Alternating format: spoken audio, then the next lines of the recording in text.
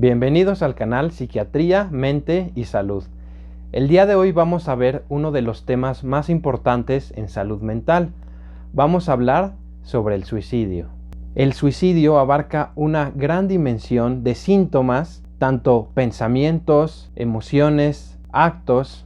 Para empezar este video voy a desmentir un mito. Voy a desmentir la creencia que la gran mayoría de las personas piensan. Y es que las personas creen que una persona que se quiere suicidar o busca suicidarse lo hace con la finalidad de morir, cuando esto no es cierto.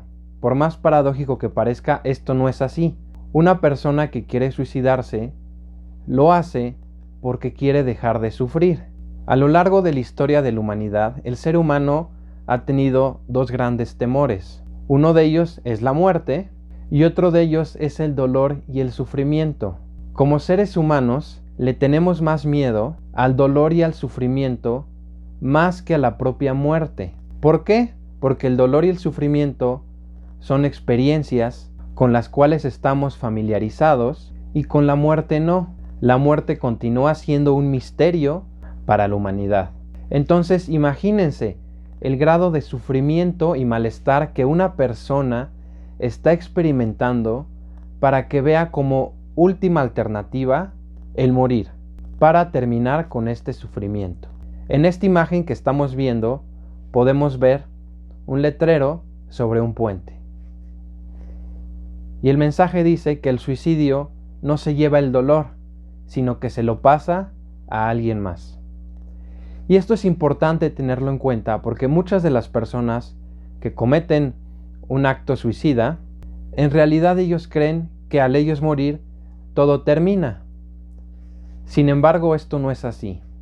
El gran dolor por una muerte violenta como lo es un suicidio, porque no hay manera bonita de suicidarse, todas las maneras de suicidio implican un acto de violencia contra sí mismo. Este dolor es transmitido a las demás personas cercanas, es decir, a sus familiares, a sus amigos. Es por esto que el suicidio daña tanto no solo a la persona que se suicida, sino a todas las personas alrededor. Esto se convierte en una pérdida y un dolor casi irreparable con el que las personas cercanas van a tener que vivir por el resto de sus vidas. Es por esto que es muy importante hacer una prevención adecuada del suicidio. El término suicidio procede del latín, que significa matarse a sí mismo. En salud mental va a ser la principal urgencia y el suicidio va a ser resultado de un padecimiento de salud mental. En la gran mayoría de los casos es depresión, aunque hay muchos otros trastornos mentales en donde la complicación puede ser el suicidio. El suicidio, al ser resultado de un padecimiento mental, es susceptible de tratamiento si el trastorno se detecta de manera oportuna y se le da tratamiento psicoterapéutico, farmacológico. El suicidio es una de las 10 principales causas de muerte en el mundo y en personas jóvenes es la tercera causa de muerte, después de los accidentes y los homicidios. Y un aspecto muy importante es que el suicidio va en aumento. Con respecto a las estadísticas del suicidio, las mujeres van a intentarse suicidar 3 veces más que los hombres. Sin embargo, los hombres son quienes lo van a consumar en la mayoría de las ocasiones, 4 veces más que las mujeres. Es también que los hombres eligen métodos más violentos para llevarlo a cabo. Hay edades de riesgo, los adolescentes suelen ser un grupo de riesgo, tanto en hombres y mujeres, y otro grupo de riesgo es los hombres mayores de 55 años, las mujeres mayores de 45 años y personas de la tercera edad. Sin embargo, es importante recordar que el suicidio está presente en todas las edades. Existen además otros factores de riesgo. Por ejemplo, la separación de pareja, un divorcio, viudez, aumentan este riesgo. La pérdida de un trabajo, el desempleo, aumentan este riesgo. Y también existen profesiones muy estresantes que también aumentan el riesgo de suicidio.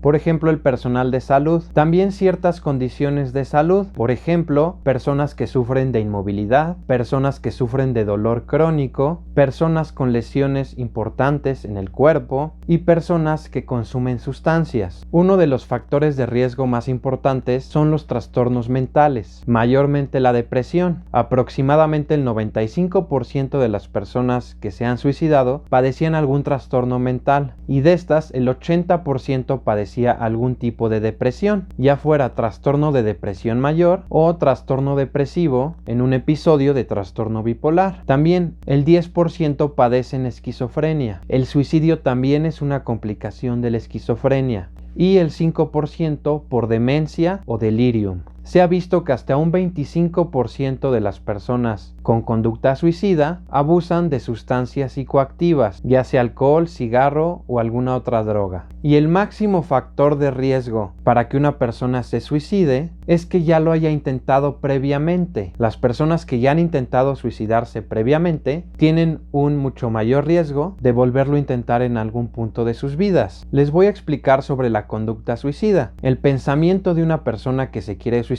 no ocurre tan rápido de que un día está bien y al otro día dice me quiero suicidar y lo voy a intentar. No, el proceso del suicidio se va desarrollando poco a poco en la persona que lo está padeciendo. La persona puede empezar presentando fantasías de muerte. ¿Qué son las fantasías de muerte? Son pensamientos en que la persona desearía morir de una manera pasiva, es decir, sin él mismo suicidarse. Por ejemplo, la persona puede decir, me gustaría irme a dormir y ya no despertar, me gustaría dejar de existir, me gustaría desaparecer. Estas fantasías de muerte pueden ir progresando y posteriormente convertirse en ideas de muerte. ¿Qué son las ideas de muerte? Ya son pensamientos en que la persona explícitamente desea morir, aunque también de una manera pasiva. Es decir, la persona puede decir, me gustaría ir caminando y que me atropellen, me gustaría en el camino tener un accidente y morir, me gustaría que me diera una enfermedad y morirme, me gustaría que algo me pasara para morir. Dentro de esta dimensión puede seguir avanzando y convertirse en ideación suicida. Ya la ideación suicida implica este pensamiento de morir, pero de una manera activa, es decir, la persona hacer algo con la finalidad de morir. La ideación suicida inicialmente puede ser no estructurada, es decir, la persona puede pensar, me quiero suicidar, pero no sé cómo, todavía no he pensado en un método, todavía no sé cuál sería la manera, es decir, la persona no tiene estructurada la idea o el plan de llevarlo a cabo. Esto puede evolucionar en ideación suicida poco estructurada o parcialmente estructurada. Esto quiere decir que la persona ya va a tener una idea de cómo llevarlo a cabo, es decir, la persona puede decir, me quiero aventar de un lugar muy alto, me quiero ir a un puente, pero todavía no sé cuándo lo voy a hacer, todavía no sé la manera en que voy a hacer todo esto. Y si estos pensamientos suicidas siguen avanzando, se puede presentar ideación suicida estructurada, es decir, la persona ya va a tener un plan bien estructurado, ya va a saber la hora, ya va a saber el día, ya va a saber el método que va a utilizar. Cada vez la situación va siendo de mayor riesgo. Si esto no se detiene, la persona puede presentar gestos suicidas. ¿Qué es un gesto suicida? Es cuando la persona activamente intenta suicidarse, pero ella misma se detiene. Por ejemplo, una persona que se quiere arrojar de algún lugar, estuvo cerca de arrojarse, pero ella misma se detuvo. Se arrepienten en ese último momento, o querían colgarse y justo antes de hacerlo se detienen. Esto es un gesto suicida, cuando la persona misma se detiene antes de hacerlo. Y vamos a llegar al intento suicida. Esto es cuando la persona ya hizo algo con la finalidad de quitarse la vida y por alguna razón u otra no lo llevó a cabo. Es decir, una persona que se arrojó de algún lugar, se arrojó para que la arrollaran, se aventó de algún lugar muy alto, se tomó muchos medicamentos, se colgó y logró estar suspendida en el aire, se cortó. Si esta conducta suicida continúa, el desenlace final es el suicidio consumado, es decir, cuando la persona logró su cometido de quitarse la vida. Es por eso que es muy importante hacer una adecuada prevención del suicidio para detectar esta conducta suicida en las etapas iniciales. Existe otro término que se llama conducta parasuicida, es decir, son conductas que no tienen la intención propia de suicidarse, pero son conductas de alto riesgo que van a implicar ponerse en cierta situación en la que sería fácil morir. Esta conducta parasuicida de ponerse en situaciones de mucho riesgo. Por ejemplo, personas que con conducen un automóvil o una motocicleta a grandes velocidades y sin precaución, gente que sale a caminar por la noche sin temor de que algo malo le vaya a pasar, gente que tiene conductas sexuales de riesgo, es decir, sin protección y con múltiples parejas, un consumo importante de sustancias hasta llegar a la intoxicación o sobredosis. Estas conductas parasuicidas también son importantes porque muchas veces reflejan un padecimiento mental y la persona toma estas acciones porque su probabilidad de morir aumenta y esto puede acabar con el malestar o el sufrimiento que están teniendo. Muchas veces lo hacen inclusive de manera inconsciente. También hay otro tipo de conductas parasuicidas que son las autolesiones. Hay personas que se están sintiendo muy mal, principalmente un gran malestar emocional, y recurren a autolesiones con la finalidad de disminuir este dolor emocional. Las autolesiones pueden consistir en cortes superficiales en la piel, morderse, rasguñarse, arrancarse el cabello, quemarse. Esta conducta autolesiva va a aumentar el riesgo de que la persona vaya desarrollando poco a poco la conducta suicida que vimos previamente.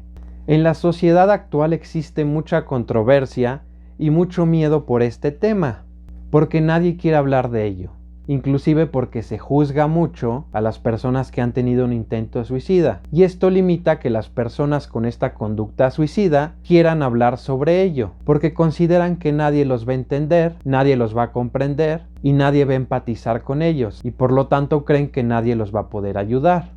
Es importante saber que preguntar sobre la conducta suicida no va a inducir pensamientos suicidas en la persona. Por el contrario, va a ser darle una oportunidad de hablar sobre ello, de hablar aquello que le aqueja, de hablar de aquello sobre lo que está pasando, de hablar de este malestar y de este sufrimiento. Como lo mencioné al principio, el suicidio es la principal situación de urgencia en salud mental.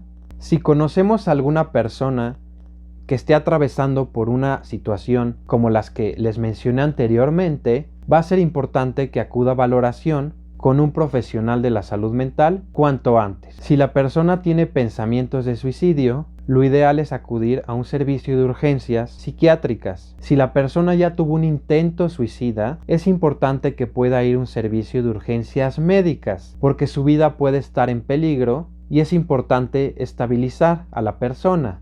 Una vez la persona logre estar estable, será derivada a un servicio de urgencias de salud mental o un servicio de urgencias psiquiátricas. Es importante una persona que tenga pensamientos suicidas o actos suicidas no dejarla sola. Algo que contribuye a que el malestar y el sufrimiento continúen es el aislamiento, es la soledad, es esta percepción de la persona de que no puede o no va a recibir la ayuda, de que se siente sola o solo sin una salida. Como sociedad es muy importante dejar de juzgar e intentar empatizar con las demás personas. Como conclusiones, la conducta suicida es una manifestación de un padecimiento o trastorno mental. Podemos ayudar a la persona al escuchar su malestar y haciéndolo saber que no está sola o solo. Debemos velar por la seguridad de esa persona y no dejarla sola o solo e informarle a alguno de sus familiares, o si se trata de alguno de sus familiares, acudir lo más pronto posible a valoración con un profesional de la salud mental.